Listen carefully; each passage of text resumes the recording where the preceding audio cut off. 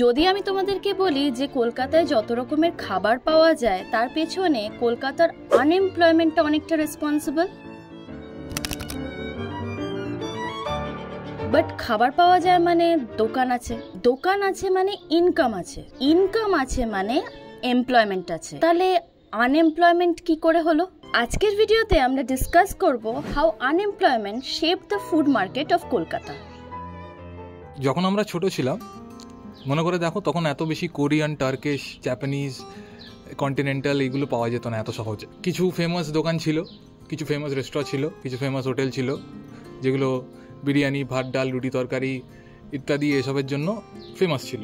যেমন ধরো চিত্তদার দোকান, অমুক ফুচকা স্টল, দাদা বৌদি বিরিয়ানি, বেদউইন রোল, এগুলো যেরকম অনেক পুরনো পুরনো দোকান।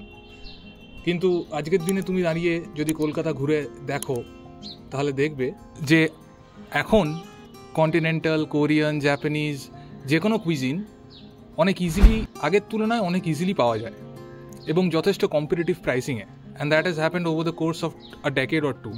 কিন্তু কি করে হলো? 3টে করে 20, ডিম দিয়ে 30, আনলিমিটেড তরকারি, 3টে করে পরোটা, 1টা করে সেদ্ধ ডিম, আনলিমিটেড তরকারি, বড়ি, বাদাম, ছোলা, সোয়াবিন।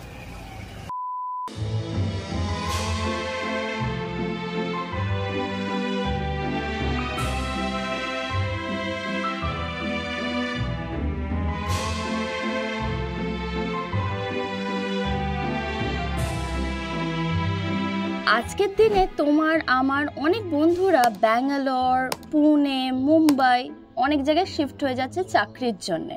কলকাতায় নাকি চাকরি নেই, মুখে মুখে লোকজনের শোনা যাচ্ছে। অনেক রিলস দেখা যাচ্ছে অনেক রকম ফুড ভ্যারাইটি নিয়ে, যেমন বিরিয়ানি, সুশি, তারপর রোল, অনেক রকম কুইজিনস। কখনো ক্যাফে, কখনো স্ট্রিট ফুড, এক্সপেন্সিভ বা সস্তা হোক, সব রকম কিন্তু কলকাতায় পাওয়া যাচ্ছে এখন। তার মানে কি দাঁড়ালো? যারা চাকরির খোঁজে রিলোকেট হতে চাইছে না তাদের মধ্যে অনেকেই ফুড বিজনেসে নেমে পড়েছে। and they have come from all the directions with different ideas.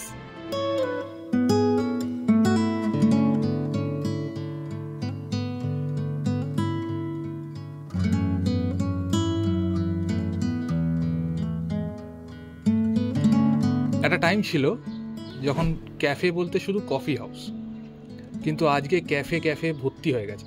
আজকে ক্যাফেজ আর everywhere, offering a million cuisines, intense competition. যার যেরকম খাবার পছন্দ তুমি পেয়ে যাবে, কোথাও একটু সস্তা, কোথাও একটু এক্সপেন্সিভ, কিন্তু পেয়ে যাবে উইদিন দ্য সিটি। মানে আমার তো মনে হয় it's incredible what Kolkata has to offer in terms of food. And মজাটা হলো, চাকরি নেই কথাটা লোকের মুখে শোনা যায় বটে খুবই, কিন্তু people are starting food businesses and employing a lot of people through their food businesses. মানে কেউ কিছু না, একটা নতুন ফুড ট্রাক হয়ে গেল, একটা নতুন ক্যাফে হয়ে গেল, একটা নতুন টেক অ্যাওয়ে কাউন্টার হয়ে গেল। মানে it's crazy. So I think there are employment and business opportunities. People just want to take less risk, which is fair, but I think the potential doesn't come from the government, it comes from within. নিজের থেকে আসে পোটেন্সিয়ালটা, নিজের থেকে আসে ইচ্ছাটা। একটা example দিলে বড্ড ওভারস্ট্রেচ লাগবে, কিন্তু আমি বলবো যে ধীরুভাই আম্বানি যখন বিজনেস স্টার্ট করেছিল তখন কোনো গভর্নমেন্ট চাকরির জন্য বসে থাকেনি।